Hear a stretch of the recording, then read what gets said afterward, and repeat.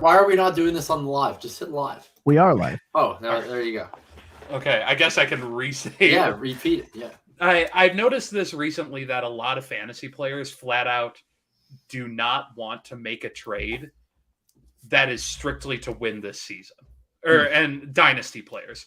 And I don't know. It seems like I've always been in the ideology with strictly regular football that any trade that wins you the Super Bowl is a good trade. I don't care what you sent. I don't care what you did. Like, if you win the championship, the Rams. Like, if you win the championship, that's the right move. Yeah, but you just can't know what that deal is until it happens, though.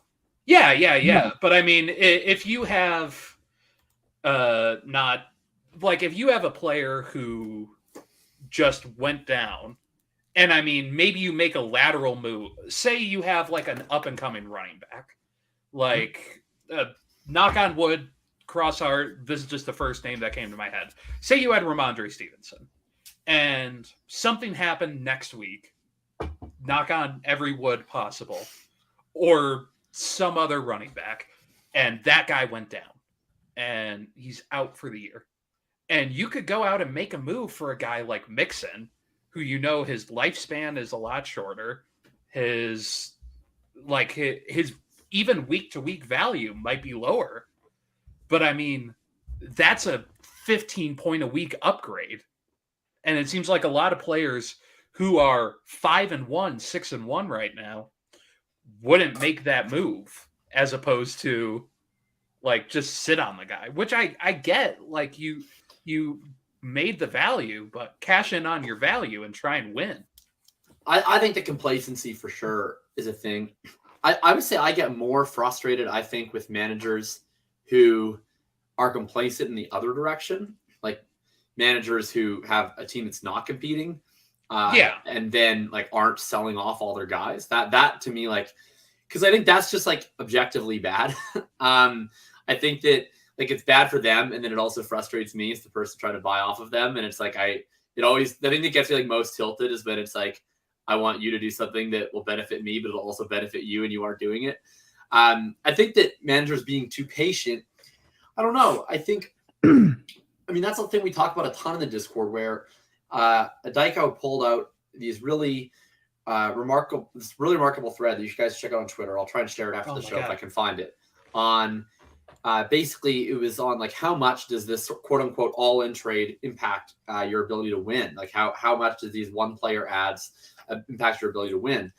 And it's an interesting thing in terms of when to buy. And we were having this discussion in the Discord of like, is now the good time to buy? Should you have just bought earlier in the season? Should you buy even later in the season? Yeah. Because the number one thing you can do to improve your odds to win is to get the bye week, right? So in a sense, like maybe now is a better time than to buy really late, because you want to make sure that you're getting that bye week. And then do you end up actually selling at the deadline? Is that, big ad that you make at the very end, trade deadline, that push for the playoffs, how often does that pay off? But then the flip side is, the earlier you buy, if you buy preseason, then you open yourself to even more risk of buying a guy who turns out isn't good anymore, or he gets hurt or whatever else. And then you only have so much powder to spend on this short-term buy, and all of a sudden it's evaporated by mid-season. I think it's really hard. I don't think there's necessarily a super easy answer, but I do agree that the answer isn't, I don't think it's never buy. Like, I'm always going to be pretty aggressive in every direction with my team. I'm always going to be trying to do something. And certainly I think I definitely think that I'm more active in all directions than the average manager. Well, it's one of those things. Also, what up, everyone? We're gonna get to questions and everything. We're little bonus for the YouTube fan. This won't be out on the pod, so this is just a bonus for our YouTube fan before we actually kick off the show. But one of the points I want to make is, Jacob, in the preseason, and I like what you said there. In the preseason, a lot of people are like, oh, you have a great roster. It's probably going to be 111, 112. Well, you don't know that. We're in a league together with Taylor Cornell, phenomenal player, and everyone's telling me your roster is great. It's amazing. You have Derrick Henry and Dalvin Cook. This is last. What could go wrong? Everything went wrong. Etienne got hurt. Henry got hurt. There's no such thing as a locked and loaded. So going all in the preseason you're right, is inherently more risky, but it's week 7. Like you know what you are. Like you know if you're 4-3, but you're like third last in points for, fucking fold it. Like you're done. It's and you're still not being willing to do anything about it is it's frustrating. It's stagnant. It stumps the league, and it just always blows my mind. That's a great introduction. About five or so minutes. Something I do, by the way, each week. You don't have to be like to this psychotic of an extent, but so I literally have a spreadsheet with all my teams. Yeah, same. And so I have on each of them, I update my win-loss record each week, and I update what picks I have in what years. And then the other thing I have a tiering system where I have each team tiered either Dynasty, which is like a team that is like really good this year and it's going to be good forever, super high value. Favorite. Is in like it's clearly it's either the top team or the second to top team in the league. It's almost certainly going to get a bye this year. Contender, it's probably a playoff team. Decent chance at a bye, not assured. TBD, as in I'm not 100% sure what this team is yet. Tear down, as in this team is bad, you need to tear it down. Or tank, which is the team has already been torn down and we're just waiting. I like that. I mean, my goal essentially each week is to get more and more teams out of the TBD and out of the teardown, and ideally even out of the contender, right? Like ideally by like week 10 to 12, most of my teams are either Dynasty, Favorite, or Tank, to be entirely honest, right? Like I don't want to have a bunch of those teams. Don't want to be a mid-tier. And so I think at least that, like, you don't have to obviously do it to that extent, and especially if people have less leagues. But I think that idea of just like having an honest reassessment of your team every week can be helpful, because sometimes I get a team where it's been like labeled as a contender for a while, and then you have to look at it and you're like, yeah, I don't know. It probably isn't anymore. Or sometimes it's the opposite way. Right.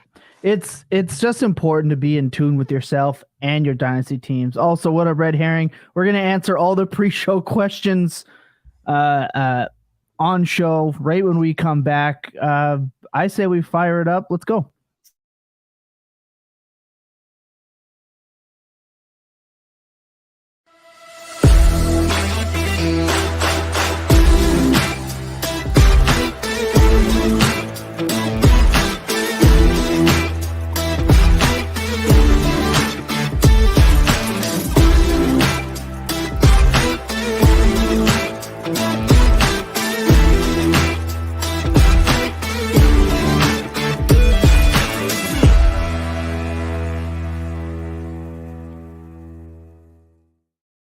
What is up? What is up? What is up? This is the Full Tilt Podcast Network, episode 172, powered by Fantasy Points Media Group. Of course, we are also partnered over there with Underdog Fantasy, the best place for best ball, pick'ems, all the fun shtick that you've come to know and love, especially recently with fantasy football. Of course, this is the flagship program. One of one. There's not another one like it. This is the Full Tilt Dynasty podcast. I, of course, am your host with the most time on his hands. I am Tom Simple FF. Of course, with me, with his computer intact, it's no longer frying. It's Jacob Sanderson, FF_RTDB, the man of many running backs. And down below, one of the smartest human beings down in the South. Period. Second to none. A man of his own intelligence. It's Big Billy FF. Guys, I appreciate everyone hopping in for the beginning, a little bonus on YouTube. If you're listening to this now, you're going to want to be subbed to the YouTube channel, because every week we're going to do a bonus portion of the show. Who knows what it's going to be? Today it was actually theory-based, which I truly appreciated. It was phenomenal. So you're going to want to go hit the subscribe button, hit the notification button, do all that other fun stuff. Wherever you're listening, Spotify, iTunes, Amazon Pods, everywhere we're available, Stitcher. Leave a review.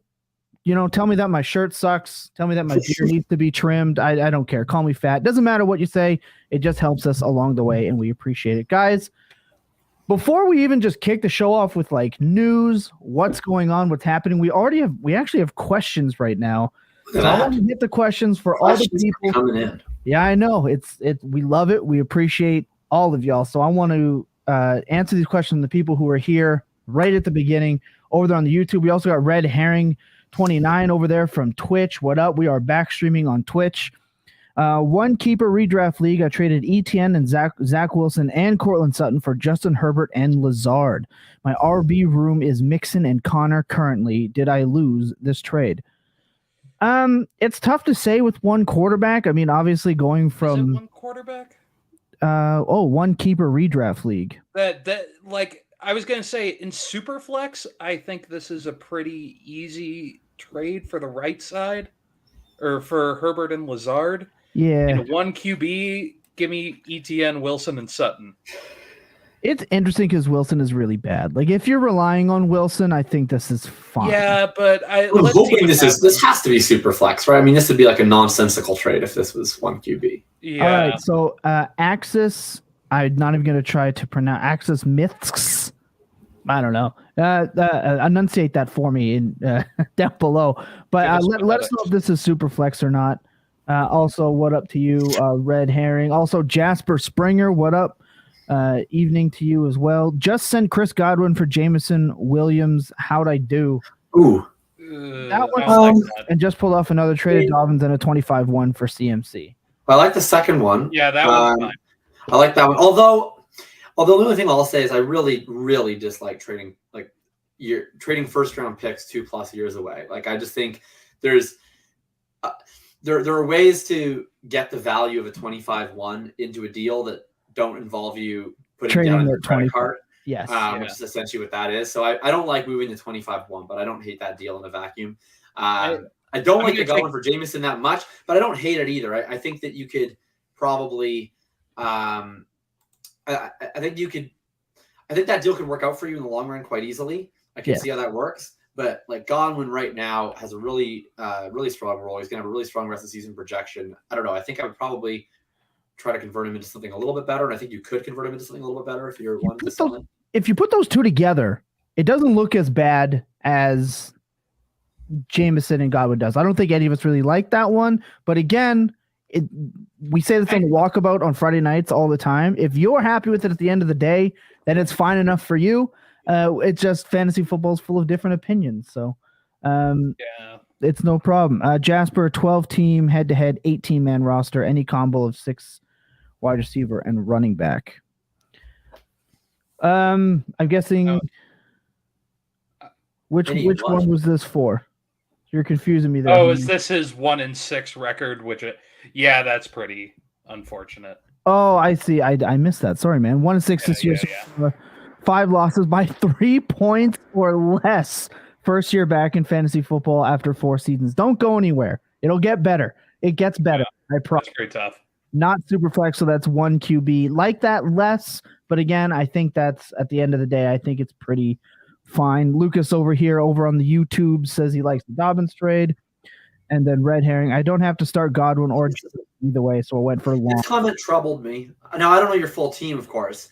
But what I would say is, like, if you have a team that is so stacked that you're not starting Chris Godwin, I don't know what your full team is, but I wouldn't then be trading 25 firsts. I would be like using guys like Godwin to group together to make upgrades into your main lineup, or converting whoever is on your bench for picks to add to your stash, because your lineup is like clearly really strong if you're not starting Chris Godwin. Yeah, again, just people perceive value differently on a receiver who's maybe not having as big a year, and Brady's looking bad. So I understand it. It's just it's not our bag. Things are going to come back pretty fast for Godwin. I do as well. We're actually going to talk Bucks pretty much right now. Look, I understand that there's 672,421 podcasts, articles, news sources, all that. We're not here to bore you with all of it, but there is some things we want to get into before we obviously start going in and then get to the real hard-hitting point of today's show, which is basically what we're doing this week. Well, what's next? I think that's an important thing to look at. What is next? Lots of things have changed. Tons of injuries. Just want to hit a couple of things. Obviously, we're going to talk about this a little more, but James Robinson gets yeeted. He is gone. Mike Williams, we don't know how long he's gone for. What happens to Keenan Allen? Does Justin Herbert suck now? Obviously, J.C. Jackson is gone, so the Chargers defense is more of a target. The Carolina quarterback situation, I think, is interesting. Walker is starting regardless if the other two are healthy. I think that is a hell of a statement. And is Brady secretly killing the Bucks? And obviously, tight end favorite Bellinger out for the season with a broken face. That was a crazy play. That's not an injury you see on the football field. Like that, someone's hand broke that man's like orbital bone. That's absolutely he needs to come back with the basketball mask. Whatever the equivalent of the Giancarlo Stanton like face shield that he started is what Bellinger's coming back with. I have 4 rookie receivers: Olave, Garrett Wilson, Burks, and Dotson. Should I trade one or ride it out with all of them? I would be trading Dotson personally, but let's hear what the panel has. Also, I'd say ride it out with them. I think you're going to be just fine with that squad. You have 4 first-round rookie wide receivers, all of which have shown some form of flash this year. I still think Dotson's a massive sell, just based on that his yards per route run is like under 1, and he was putting up pretty good numbers through touchdowns. But I might wait till he's like healthy again to sell. Can't get something good now. But I don't know. I don't think it's like an emergency must sell. But I would be trying to sell Dotson. I mean, I'm only selling Olave and Garrett Wilson if I'm being paid handsomely to do so. Those guys look like stars, and I would not want to be selling Burks while he's injured. I would wait, especially wait for Dotson to get moved until the god himself, Tate Heineke, who we'll talk about later, is no longer under center because he hyper targets Terry McLaurin. Apparently, he's the only Commanders quarterback that will do so. So we'll see what happens with that. That's another one too, if you really want to talk about it. But out of the news that I have here, I just want to know what stands out the most to you guys that you think hasn't been completely beaten to death already before we move on. Yeah, I want to jump on kind of just the Chargers situation. Yeah. A lot of people are very worried about the Chargers, and a lot hasn't been made of the fact that they have the week off this week. I think they're going to be okay. Mike Williams, that situation is kind of worrisome. But like Keenan Allen is going to have an extra week to get healthy. He probably shouldn't have been on the field this week. But I mean, I think the Chargers are going to come back in good shape. Well, when I say does Justin Herbert suck now, I'm obviously being facetious. He obviously is not bad, but the man also finds a way to throw the ball like 45 times in a game and still leaves you disappointed. It's pretty amazing. I will say that Austin Eckler looks like the team looks bad when they run the damn ball, but they don't have to if you're catching 12 passes a freaking game. It's pretty amazing what he's doing, especially with his touchdowns. Jacob, anything there that really stands out to you before we move on? You're muted currently. There you go. Oh, my bad. Sorry. I don't know. Anyway, my bad. Sorry about that. No, I think that first of all, the Chargers situation that Billy mentioned, I just hate everything about how their offense functions. They keep throwing these short of the sticks routes. But they go for it on 4th down, Jacob. I do like that they go for it on 4th down. I wish that they would throw the ball down the field more on 1st and 2nd and 3rd down. And it's bad. It's tough to watch. It's great for Austin Eckler, though. Sony Michel in the A-gap. Let's go. Yeah. No, I don't have too much. We got a lot to get through. I want to talk about Paul stuff. I want to talk about the ETN stuff. Sounds great. That. All right. So last week we couldn't do this because Jacob's computer died on us live. But every week we play this waiver wire game, and it's a little bit different. We call it Not in My League because a lot of these players, everyone here will comment or, oh, well, in my league, those players aren't available. We're too smart for that. So we're going to play Not in My League each week. Me and the boys here, we nominate a player on the waiver wire under 50% rostered on Yahoo, and we put in silent bids. And of course, we announce the winner right here. And I can't wait to do that. So Jacob, who do we have? You're muted again, sir. Jesus, I'm so sorry. All right. So sorry, I ain't going to cut it. Just a little catch up because last week my computer hard drive busted itself in the middle of the podcast. And so I didn't get to announce the waiver bids. And so for those that missed last week, that didn't get to see, the available options were Latavius Murray, Justin Fields, and I honestly forget who the third one was, but nobody bid on them. And Billy ended up adding Justin Fields to his team. I added Latavius Murray to my team. So here are the current teams. I have Garrett Wilson, Latavius Murray, and Ken Walker. Tom has Tyler Algier, George Pickens, and Mike Boone. I'm so sad. Billy has Rondale Moore, Khalil Herbert, and Justin Fields. In terms of point production, I am now in the lead, which thank God, because I'm getting clobbered at our weekly start. So I need to win something. I'm at 28.3 points above replacement. For those just tuning in, this is points above the replacement value at their position. So top 12, quarterback and tight end, top 24, running back, wide receiver. I have 28.3, Billy has 11, and Tom has 4. We're all on the board this last week with Pickens, Kenneth Walker, and Khalil Herbert, and Justin Fields, all getting us on the board. Buying into the Bears, baby. This week, the nominations were Gus Edwards, Isaiah Pacheco, and Harrison Bryant. There you go. I was going to help you, but I was letting you do it. Who it was. All right. Tom, you want to hit us that sound bite here? All right, let's go.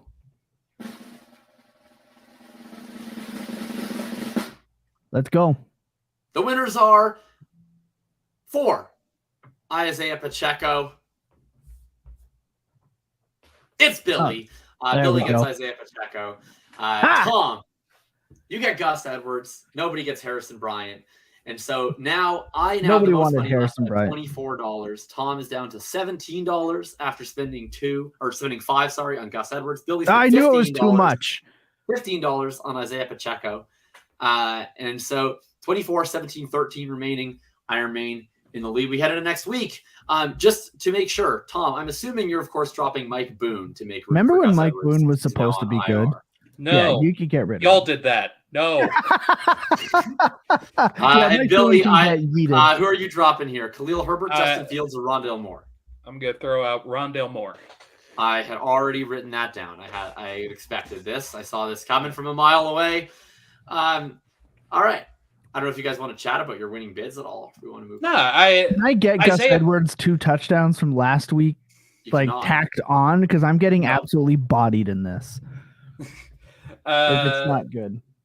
Isaiah Pacheco's a fun player. If he continues to take over more of the Chiefs' backfield, which the beat seems to think he's going to, I think that's a good pick. All right, fair enough. That's fair. I mean, I don't think we need any. Clyde Edwards-Helaire still snuck in a touchdown, which was just absolutely infuriating. Okay, I think we're good. That was not in my league. We're ready to go in. We're going to do our player picks towards the end of the show. I want as much time for the conversation as possible, so we'll do that at the end. That way, if we have to rush, we can do our pick'ems and player picks at the end and rush through it, because that's how it works. All right, we're going in. Let's go.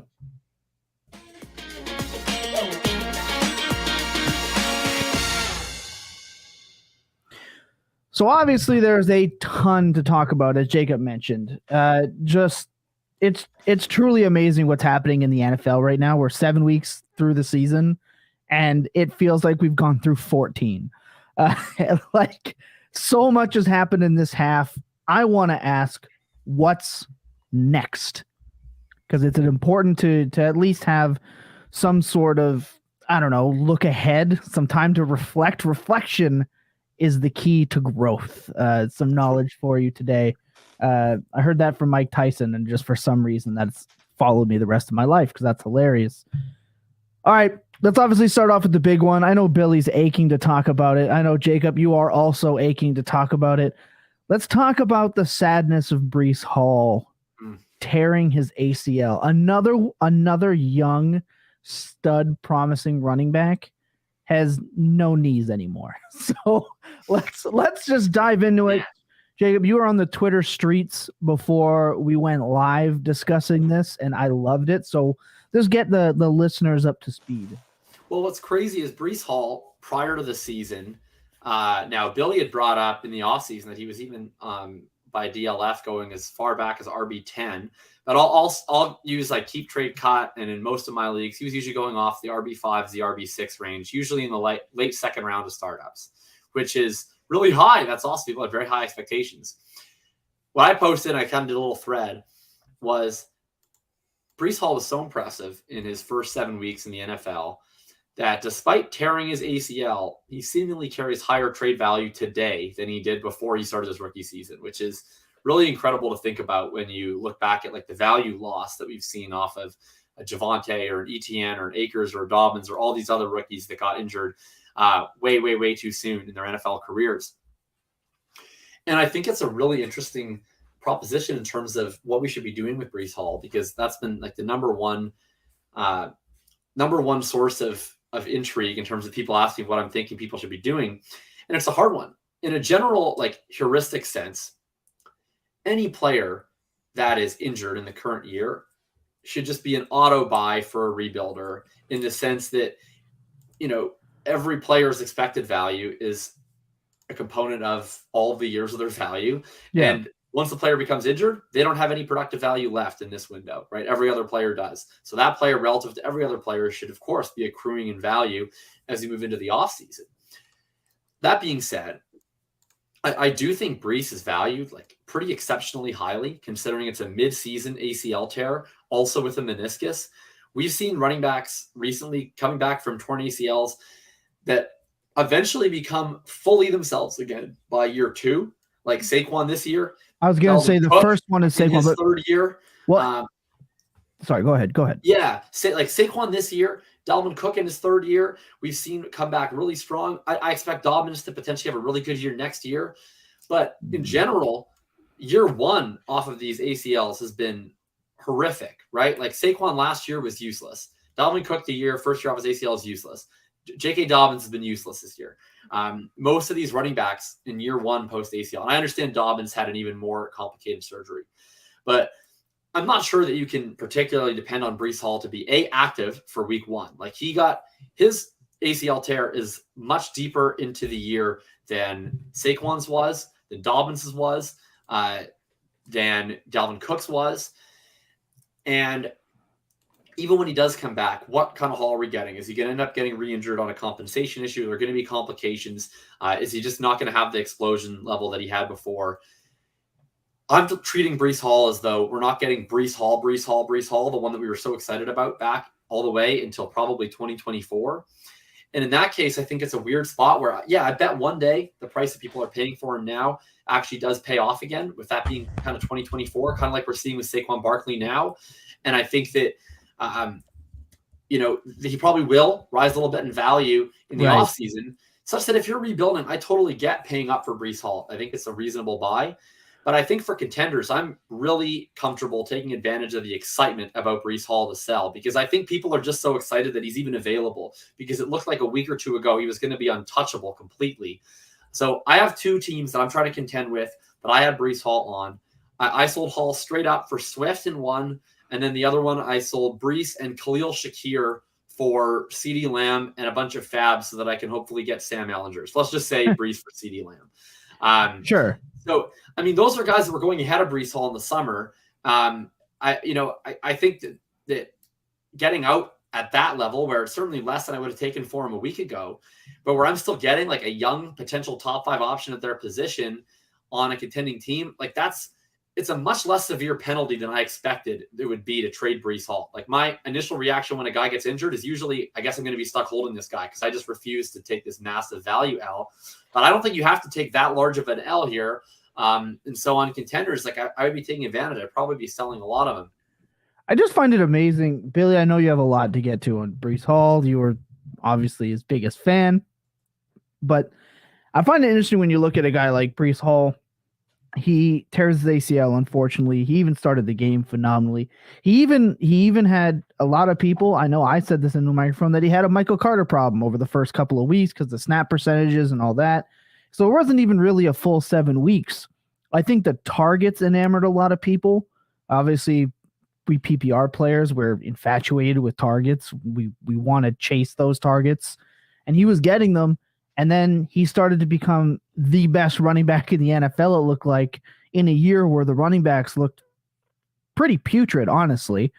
I find it interesting that you have guys that were, the 102 off the board last year, like Najee Harris, who has lost his value tenfold for just playing.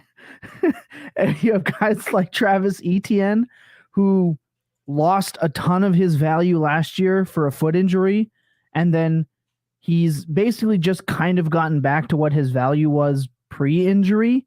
If you really think about it, that, you know, trading him for a single first was kind of what he was pre-injury. He's just kind of worked his way back there. And you're right. Breece Hall, even Javonte Williams, as you mentioned, he's lost a ton of value. He was the Dynasty RB2 for a lot of people heading into the season. Now he's barely cracking the top 10 for a lot of people. Yet Breece Hall, over really just 5 weeks of being the guy there, and like you said, he's maintained like it never happened. Like we're playing in a Mary Poppins Imagination Land-esque field with Breece Hall. I don't think that window to 1-for-1 him in that situation will last long, but I think you're right. I don't think you should be shy about it. Billy, Breece Hall's gone. What are you going to do?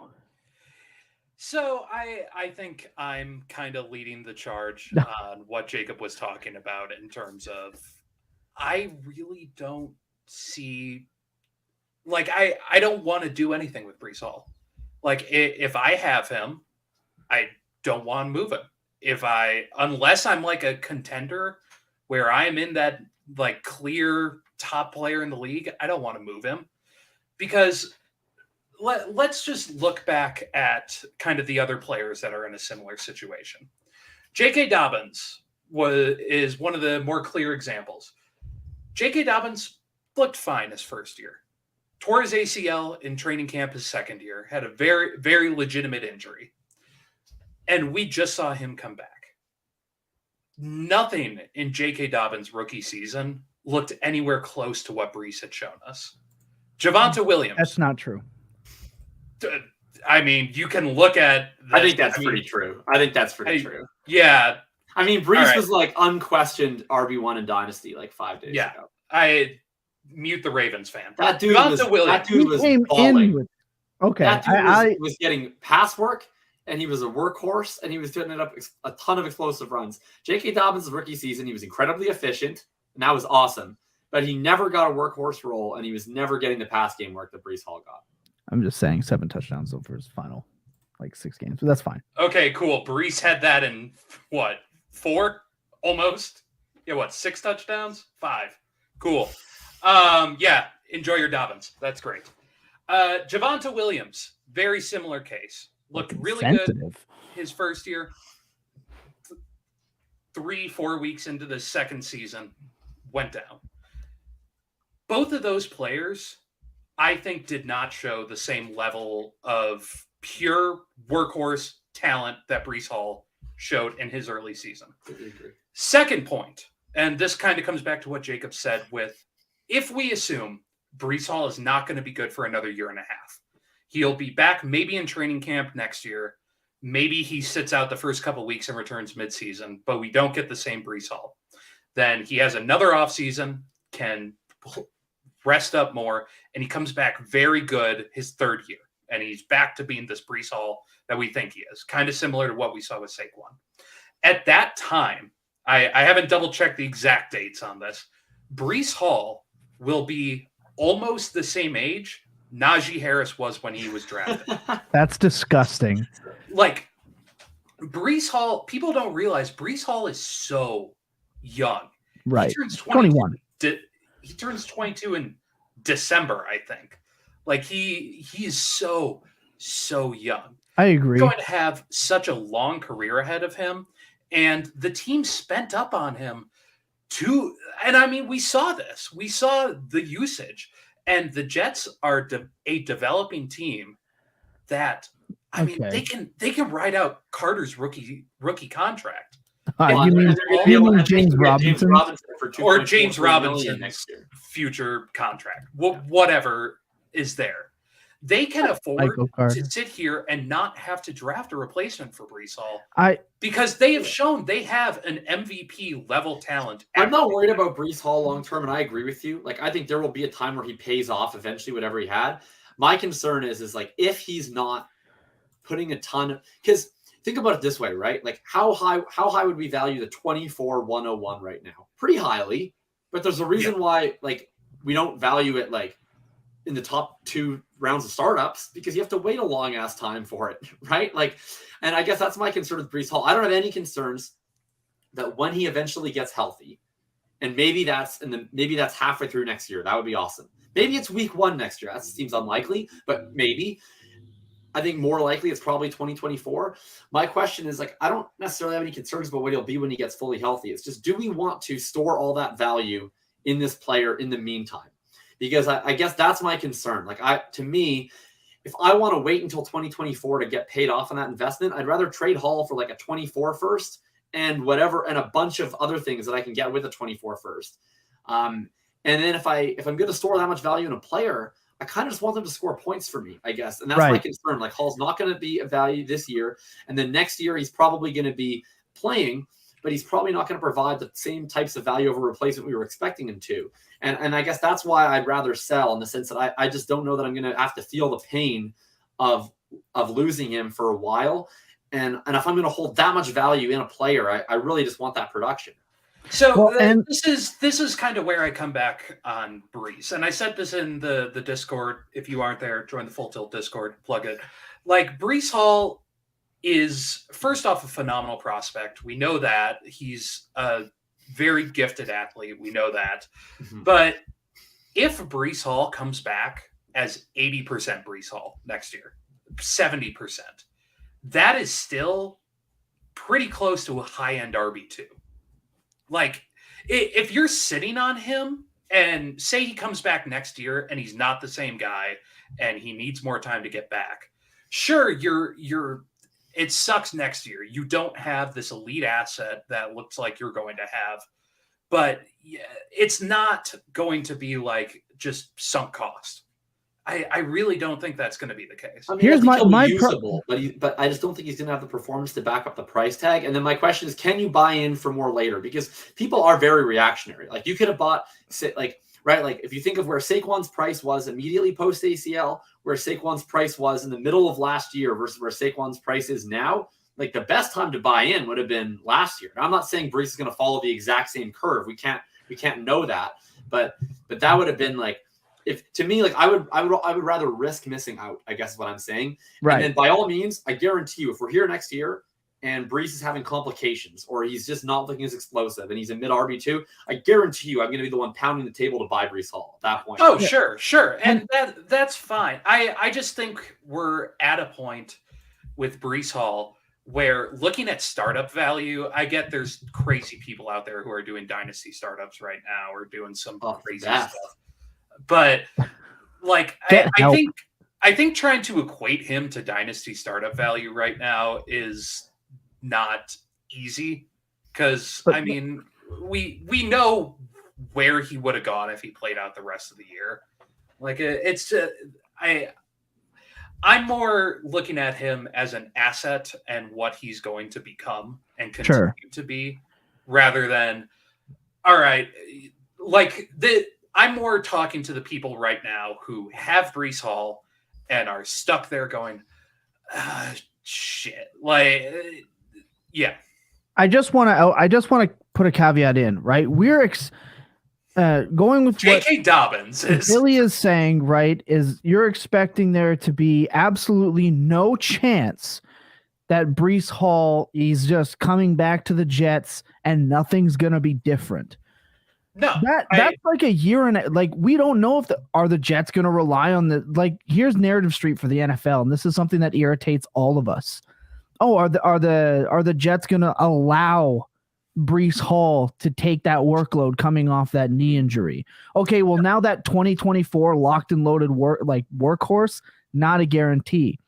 Maybe they take it slow. That's a problem with Javonte Williams. Next year, are the Broncos going to bring in another veteran running back to help ease Javonte back in? Well, now your RB1 is stuck in RB2 hell for half the season, 8 weeks of the season. The team's going to be different. Maybe the quarterback is different and he can actually throw the ball for more than 97 yards in a game. Like, it's so much can change in that time frame. I'm not saying it will, but when you're looking at it, like, yeah, you go and you buy him or you hold him, where Whereas you can do what Jacob is saying. You can go and get a DeAndre Swift or a CD Lamb who will not only hold their current value, but have maybe a better chance of gaining more value still. So you're still not necessarily at risk of taking a loss on that. And maybe you miss out on Breece Hall, but play in 75 leagues and call it variance and you'll be fine. I just think that there has to be a deeper look at, we may possibly be at a place where this will be the last time you can move him still at his current value post injury. And that's the side that I'm personally leaning towards because of that. Jasper is here. I picked up Tevin Coleman off waivers last week and hopes he goes to the Jets. Good luck if you ever want to. Not anymore. No, definitely not. Hold on. No. We skipped past that. You picked up Tevin Coleman with the intention of playing him? I mean, get out of here. Buddy, I think I have Tevin Coleman rostered in like 18 Dynasty leagues. I'm not going to. Jacob, you're part of the problem. Yeah. Do you have any idea how many fucking bids I put in this morning on the plane that were plus sign Sam Ellinger minus sign Tevin Coleman? It's probably a scary amount. David Jen, how much would you need with Josh Jacobs to sell Breece Hall? Probably be looking for like Jacobs in a 24 first. Yeah. Really? Yep. Interesting. And okay. That right there is interesting. I just find it interesting. Yeah. Okay.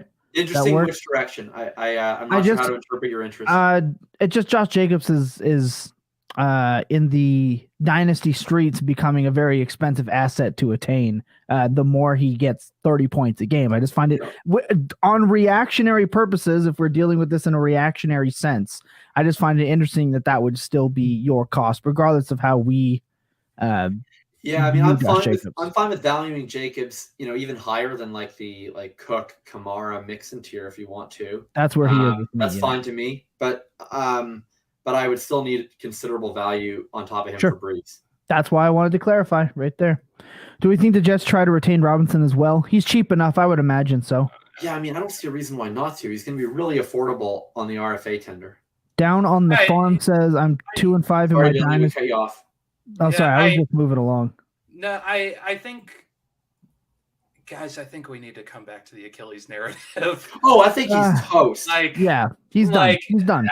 Can we just also say shout out Jaguars for making a phenomenal move? I posted this on Twitter and in the Full Tilt Discord, which you can go to truenorthffb.com/Full Tilt and get in on. But it is a phenomenal move. The Jags turned a running back that they didn't draft, absolutely used the shit out of, watched him get hurt, let him come back for 2 games, and then got a draft pick that could become a 5th round draft pick, a crucial draft pick for this player that they had no interest in playing again, as immediately after the report came out that they rested him for soreness in his lower body. I think we need to jump back and say still no players have beaten the Achilles. Maybe Deonta Foreman, and that's 5 years. And it took him several years. I don't care. He's the RB1 on a team, and my heart is so full. Okay, so trade. Yeah, I agree. Cam Akers for a 2027 second. I will say this about the Jets situation. I'm making Michael Carter offers. I've seen more people on Twitter that are perceiving James Robinson as the lead back there than Carter. I mean, that's certainly possible. I'm not, Lord knows, I'm not exactly the leader of the Michael Carter fan club, but I think Carter is the one with the more well-rounded skill set, and Robinson's been asked this year, right? And he's been asked this year for a reason, because he tore his freaking Achilles. So I don't think that it's outlandish for him to be there and then just be like, oh no, Carter's better than him. Like Carter's always. All right, so down on the farm. Also, I love that your picture is a home plate. As a baseball fanatic, I love that. I'm 2-5 in my dynasty. Do I trade Kamara and Godwin for a 23-1 second and Dotson? I wouldn't want to store that value in Dotson. I'd want to just get like 2 1s instead of the. Correct. Okay, I agree with. It's not a bad deal on value. No, I think it's a fine trade. Okay, so I think you could rework it, but I think it's a fine trade. Correct. Yeah, I agree with that. Exactly. Jasper, youth versus injury. Now, I just want to lead with this. That's very hard for all of us to just pick a guess, because if you're someone like Jacob who loves injured players, but again, we play in so many leagues, it's hard to just pick one. It's very situational dependent. I think that's important. They will have to tender him. The second round tender is around $6 million. Seems like a lot for a backup RB. Well, we're not contract guys, so I doubt he's going to be that expensive to sign. Yeah, I mean, can't they? I'm sure there's something they could do. It seems like a lot, but if not, I mean, sure, he's gone. Then he ends up as the Colts' fourth running back. Yeah, I agree. Okay, let's Jacob, the faces you make during episodes. Because I'm just trying to verify that that's the correct take on James Robinson. I don't know how contracts work. Yeah, and there's smarter. Anyway, that's where I'm at. But, I'll find that out, and then I will. Yeah. No, I love that. Look, that's we're gonna go with that on Breece Hall. I have two things listed. I'm gonna pick one because I feel like it's important, and it's gonna show that I'm not totally a homer. I'm very much concerned about Lamar Jackson. Lamar Jackson had 2 weeks of just being absolutely unstoppable because he is superhuman. He does things that really no one else can do. But I'm also absolutely mortified that we will never see the 2019 or even the Indianapolis Colts game from last year, or what was it, weeks 3 and 4 of this year. We will not see that until Greg Roman is gone.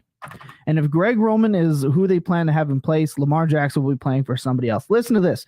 We obviously know Lamar Jackson is the GOAT. He's absolutely phenomenal, totally game-breaking. Here's 2 stats that I pulled over the weekend looking up Lamar Jackson that made me physically ill and want to throw myself into oncoming traffic. We know that the Baltimore Ravens are the most run-heaviest team in the league, right?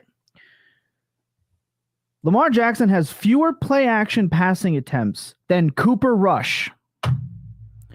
Like, you run the ball more than anyone else, and you're not giving your quarterback, who's very good on play-action, mind you, and had been torching the league deep, and you're not using play-action at all. Well, that's number one.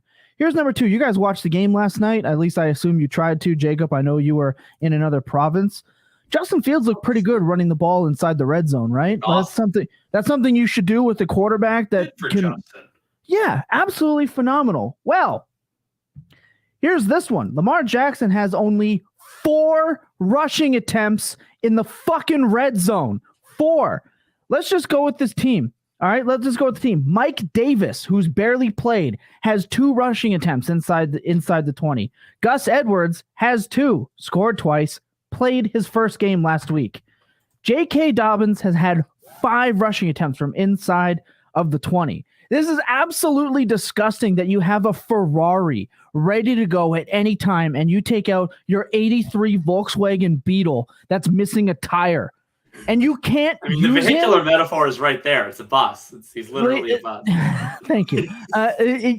You don't know how to use. You're so concerned about setting up your flashy counter trap plays to the fullback or lining up Lamar Jackson in the backfield and letting Mark Andrews use a toss sweep. You set your whole game plan up for that one play, and you can't even design a play action passing game to help your elite quarterback. Lamar Jackson's upside is fucking gone unless he is Superman or Greg Roman is gone. This is one of the worst constructed offenses I've seen, and I'm almost at a point now.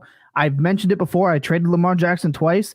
I'm at the point now where I have to, and you have to make a decision at his age and potential contract of what you want to do with Lamar Jackson. And I might be trying to sell him off while he's still viewed as this elite. Weeks, like 3 weeks ago. Yeah, because he was superhuman. It was still off super crazy high touchdown variance. There was nothing else that Lamar Jackson did in those games aside from obviously his running ability that matched his ceiling. Good offenses that score touchdowns, and then he both runs for them and throws for them. Sometimes. I'm really asking you to look. I've written a ton about Lamar Jackson. If you really break down his games, it is either completely blow up games or you are better off starting Vanilla Vic. There's no in between with him. But this is a sequencing issue. He's QB5 on the year, right? He's QB5 in points per game on the year, and he's way clear of QB6, which is Kyler. So sure, he's closer to Jalen Hurts to QB2 than he is to QB6. It's been up and down for sure. he basically single-handedly won you 2 weeks in week 2 and week 3. Like he was putting up like 25 points above replacement. Like those were 2 of the most valuable weeks of the entire fantasy season in weeks 2 and weeks 3. And so you're going to get the good with the bad. Like this is still a guy where every single week, except for week 1, he has ran for the lowest he's run for week 2 through week 7 is 58 yards. Yep. That's basically starting the game with a touchdown and a half. And 4-point passing. I agree for sure. Right. So the floor is still really high. I mean, this week was his first game under 29 pass attempts. They end up with 16. So I think this is a bit of a 1 week blip. And he's been at 3 touchdowns over the past 4 weeks. Over his career, he's never anywhere close to that. I think if we just spread out the touchdowns instead of being concentrated where he went really hot in a couple of games and then ice cold, and we just spread them out evenly, it's just what we expect to see. But that has been his story since 2019. And I understand, look, the team that he's on right now, he may not be on that team, which would be very sad for me. And maybe he'll get some weapons, and that would be great. Greg Roman's so bad at scheming an offense. Mark Andrews didn't have a reception. They didn't run a screen, a drag. Speed up. He was on the field. What I'm saying is his current situation right now is absolutely limited, again, unless he's being a fucking superhero. That's concerning. I understand that you're going to have the blow-up game, but let's just say for the rest of the year, Lamar Jackson doesn't put up one of those outstanding games the rest of the way. He doesn't score the rushing touchdowns, which, again, you have a Ferrari, and he is a great runner from 20 to 20. They just say, fuck off when it comes to inside the 20. That's alarming. They're not using their best weapon, and it's consistent. It's all the time. He has to make it himself. So if this is your last chance right now to trade him for that 3 first, 2 first, an elite quarterback, maybe not elite quarterback, low-end QB1 value, this could be the last time you have the chance to do that. People are fickle. I agree with that. I mean, Lamar Jackson has been, outside of his injury last year, has been a top 10 quarterback by a mile since he came into the league. And these last 4 games, we've kind of seen what Lamar has been a lot of his career. He has trouble playing from behind. Like when the team wants to make him air the ball out, it's kind of not Lamar's best case. And also when you look at the quarterback landscape, I mean, Lamar still hasn't been less than a QB2 this year.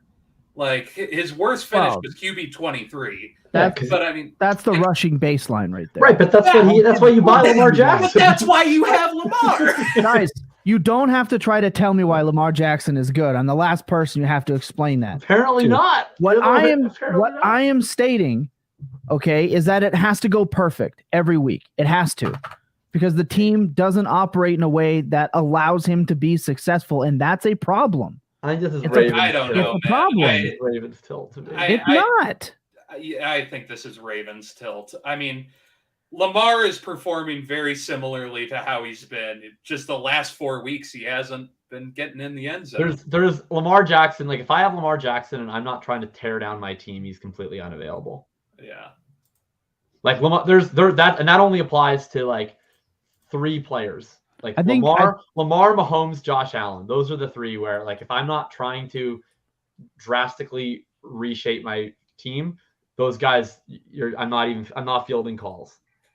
But this is I like Derek Brown's statement here. If trade Lamar Jackson Superflex is the question. What are you actually expecting to get in return? What I'm saying is if you can net that 2 first and that 3 first and a quarterback, that 2 first and an elite young player, then I think that's more than fine. But then I'm still going to just try and convert that back into a quarterback later. Like that's my concern. Yeah, like I'm always chasing this elite friend. Like to me, it's like that's why I want all the first. That's why I want all the young players. That's why I want all the good stuff so that I can go get Lamar Jackson. Jackson is the end of the road. I don't have anything else I want to buy anymore once I get to him. I don't know. I'm going to step out of this. I think you should. My 100% concern with somebody like rostering someone like Lamar Jackson is you're basically living or dying with him on your roster. Not on your roster, but week to week, you live and die by essentially the one player. And there's no medium with this man. It's not. It's 2 fumbles and a pick and a touchdown. They do not let him throw the football. He has no one to throw the football to outside of Andrews. He's Even had one Bateman's game, been slack. 29 attempts. It's just that it's the one that just happened. We're moving segments. You're not convincing us. We're moving segments. I don't need to convince you. I think I pay more attention to the man than that. But another thing, sharp leagues, it's hard to actually get good value for a quarterback in a trade.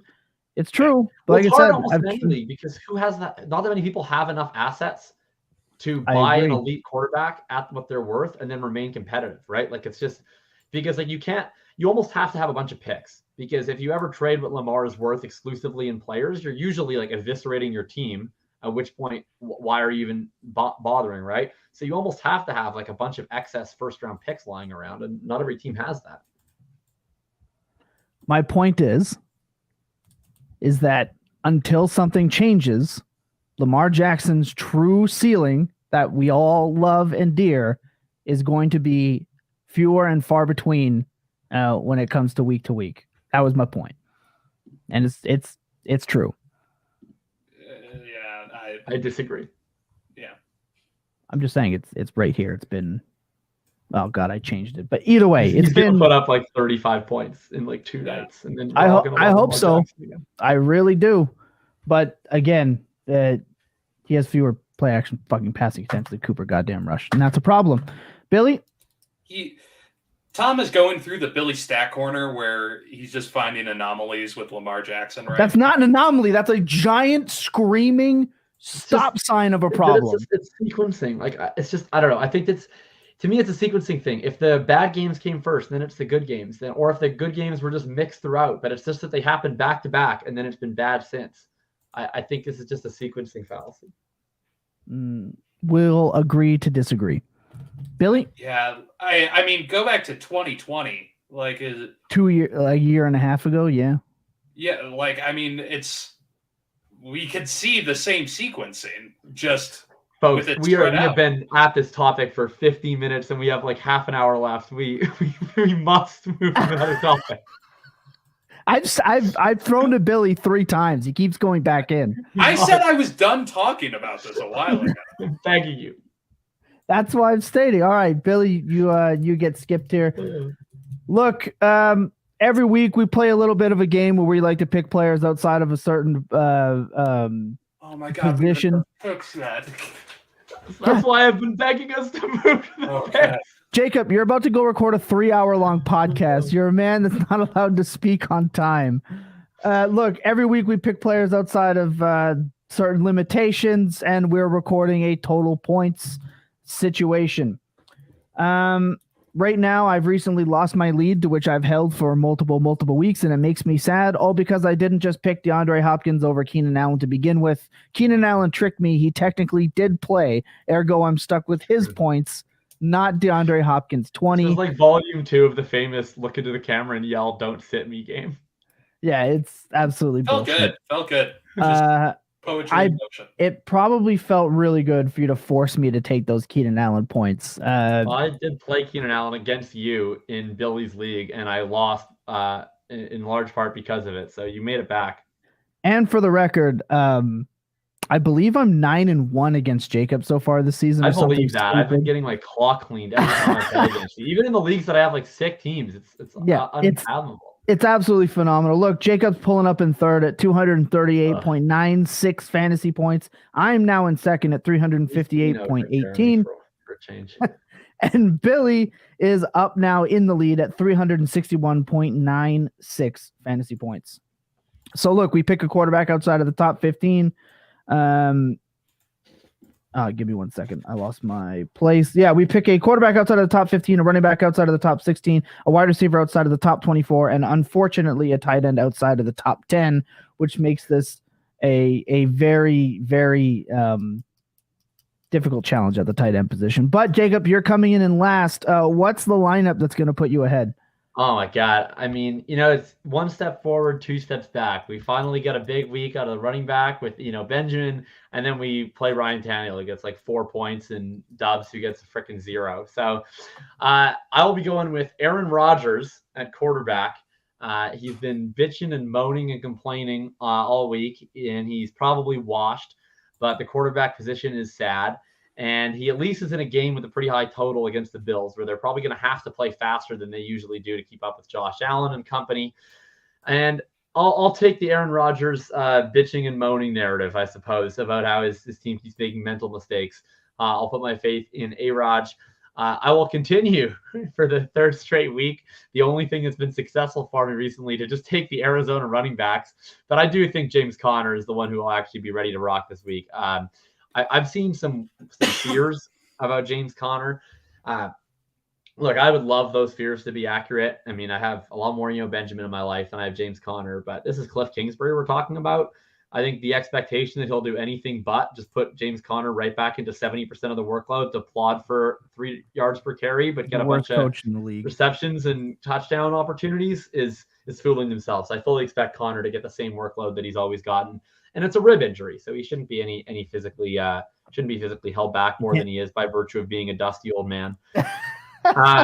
Speaking of dusty old men, Adam Thielen is my wide receiver pick. I got to get that stack equity here next to James Conner to try and revive my failing team. Arizona gave up like 400 passing yards and 4 touchdowns to Andy freaking Dalton last week. So I think even an old man, Adam Thielen, coming off the bye, resting his old saggy hamstrings, it's a great opportunity for him to get things done.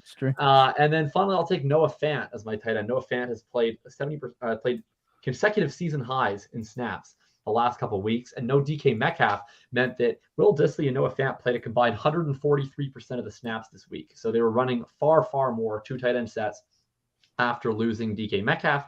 I expect that to continue. It'll give Noah Fant an opportunity to get in the end zone against the New York Giants. No, I like that. I can vibe with that. The Giants also, of course, blitz more than any other team in the league. And so I think Gino's going to have to get the ball out quickly, and that'll lead to more checkdowns to Fant and Dissly as opposed to deep bombs to Lockett. I can't disagree with you. Look, seeing as how I'm now in second, I'll go next. I'm very happy that I get a chance to tout this man once again. The man coming in to save your super flex spot. It's Taylor Heineke. Geez. Mr. Tay-Tay himself. Look, Taylor Swift just dropped a new album, and it's the perfect time for Tay-Tay himself to come in and drop another top-tier quarterback performance, saving Terry McLaurin's season for all the Commanders fans out there. I'm taking Tay-Tay Heineke in my quarterback spot this week. He's going for a 20 burger. That's just what's up. This is how it's going to be. There's no denying him. I'm also taking Slime Sanders in Philly. I think he's going to have a phenomenal game. I think 2 touchdowns is on the table. I'll take my chance. He's either going to get me a good 18 points or it'll be 0. I'll ride with that. I'm okay with that. I'm taking Rashad Bateman Thursday night. We'll see if these guys get their big dump of touchdowns this Thursday from Lamar Jackson. I think he's going to be a little bit healthier. I think that'll be okay. And I think Tampa Bay is reeling right now. Could be high scoring. And at tight end, Billy took my pick, which made me super hella sad. Also, Taylor Swift's new album is amazing, but Young Jeezy also dropped an album, and I really feel like that's getting overlooked, and that makes me sad. At tight end, I only know Drew Lock. Or sorry, I ruined the joke. Yes, you did. I only know Young Jeezy when Drew Lock raps it. You did that. Yeah, that was rough. Dawson Knox is my quarterback this week, which makes me super sad because he's also super terrible. But I just need a touchdown, so here's hoping. Billy, all right. Yeah, as the leader of this segment now, the very proud leader. First off, I'm going to start at tight end because Tom declared Greg Dulcich as his pick, and I claim him for the rest of time. I don't care what happens in this game. That guy's my guy. He was literally my pick last week. That guy's my guy for the rest of time. Anyway, Dulcich going up against the Jaguars. Him last week. You did not. If he somehow tears his ACL, we're all blaming you for every my guy you have ever. That's fine. Dulcich playing the Jaguars. He's playing the Jaguars. Why not? Andy Dalton is my quarterback pick going up against the Raiders. I think Andy Dalton's going to have a good game, and he continues to look all right. And the Saints, surprisingly, are all of a sudden good again. Raheem Mostert is my pick at running back. playing the Lions. That defense is bad, and it seems like Raheem Mostert's going to have a good chance at a 70-yard rushing touchdown.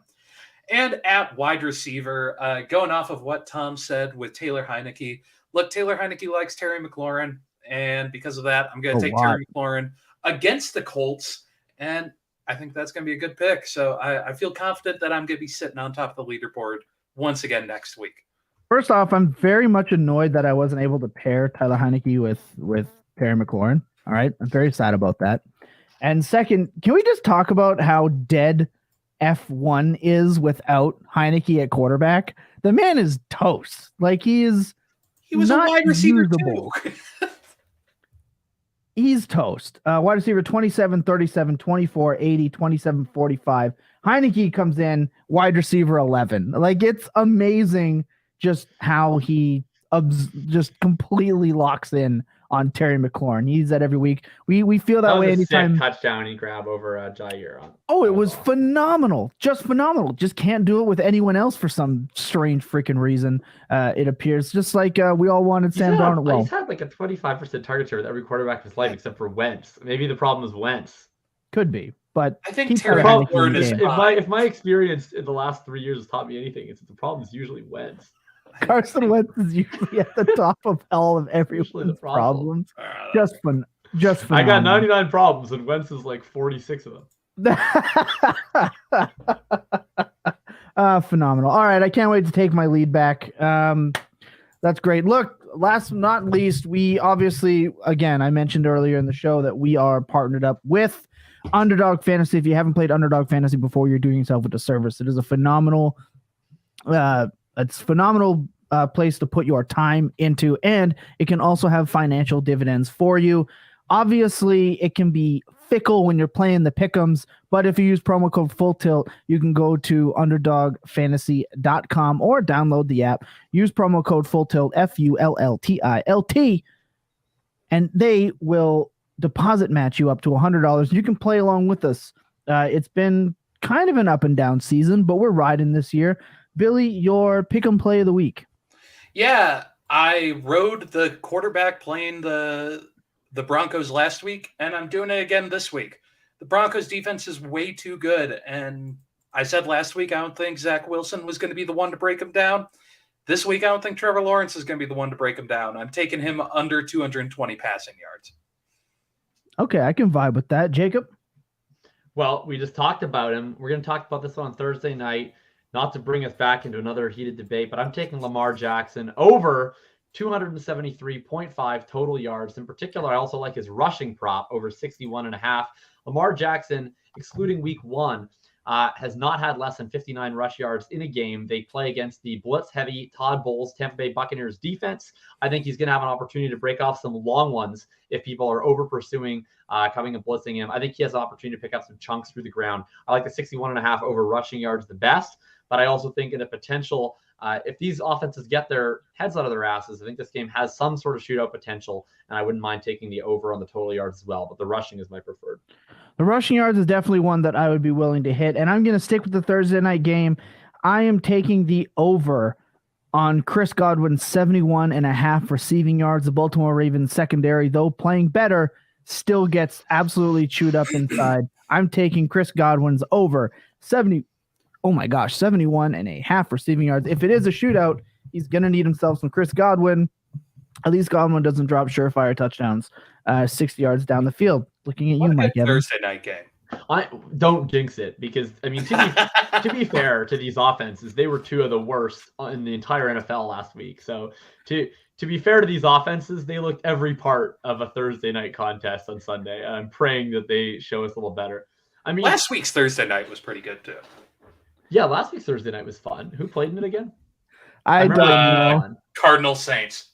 Oh, that was a hoot and a half. Yes. Yeah, I mean, it wasn't like competitive, just not but for it gave fantasy. us a lot of. Well, no, that was super fun for fantasy. Are you kidding? Andy Dalton put up 30 points.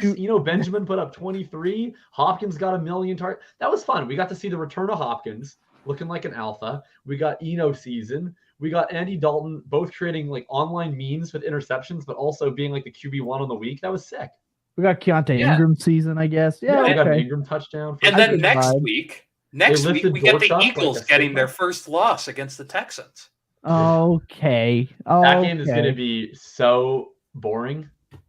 Yeah, it's going to be over. Oh, and then in 2 weeks, we get the true joy. We get Falcons Panthers.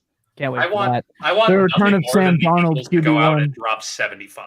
Just fucking 80-yard pass each play. The return of Sam Darnold QB1 is going to be told in years to come. I can't wait to watch Atlanta throw 7 passes on Thursday Night Football. Yo, I'll say that. Look, Kyle Pitts will have a 43% target share with 3 targets for 1 catch and 15 yards. Oh, all right. So egregiously bad. I used to say that Cliff Kingsbury is Greg Roman if he was a head coach. Now I'm starting to apply that to Arthur Smith. It's really bad. Guys, that'll do it for the show. I think we covered everything. We're good. Let's get some final thoughts. What's your favorite song off the new Taylor Swift album? I don't have one. Oh, what about you, I Billy? haven't listened to it. Well, that's ridiculous. My favorite is Anti-Hero. Oh my goodness. I'll go listen to Anti-Hero for you after this. Hi, I'm the problem. It's me. Oh my God. Guys, go listen to Young Jeezy. It'll do yourself. Yeah, that Swift album fucks. I listened to it exactly at midnight. And then so on Thursday night, myself and 4 other friends in Toronto, we listened to it the moment it came out at midnight. And then we all ranked our favorite songs.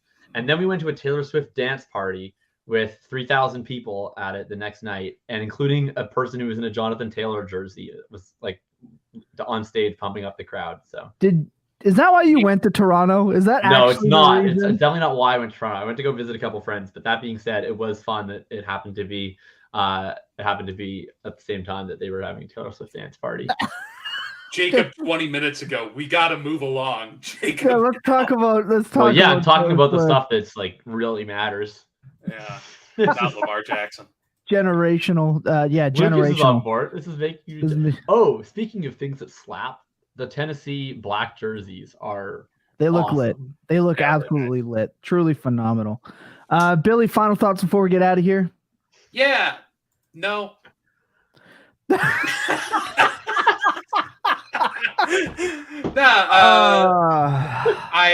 think Breece Hall is going to be great, and I'm still going to sit with him for a while.